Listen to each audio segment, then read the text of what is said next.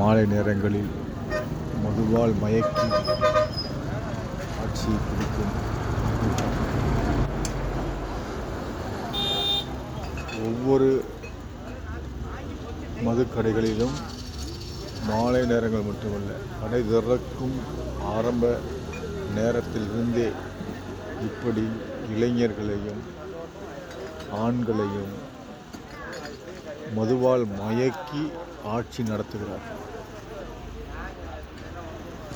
மது என்பது போதை வஸ்து மட்டுமல்ல, உயிரை குடிக்கும் ஒரு விஷம் என்பது.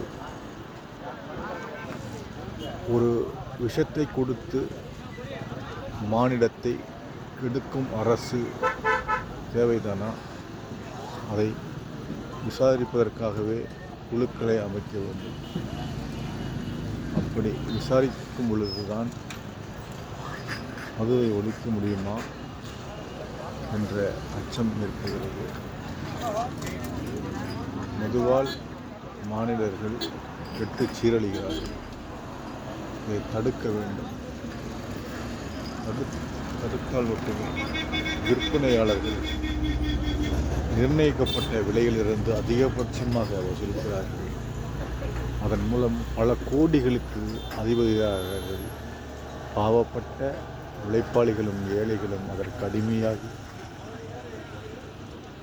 குடும்பத்தை நடுத்தெருவில் நிறுத்தி மரணத்தை தழுவிவிட்டு நிர்கதியாகிவிட்டு செல்கிறார்கள். இதை தடுக்க வேண்டும். அப்பொழுதுதான் சிறந்த ஆட்சி, சிறந்த மாண்பு, சிறந்த வாழ்வியல் உருவாகும் என்பதுதான் காணொளியின் கருத்தாக நான் பதிவு செய்கின்றேன். மதுவை ஒழிப்போம், மாநிலத்தை காப்போம் என்று கேபிட்டல் ஆர் நியூஸ் செய்தியின் சார்பாக வெற்றி கொள்கின்றோம்.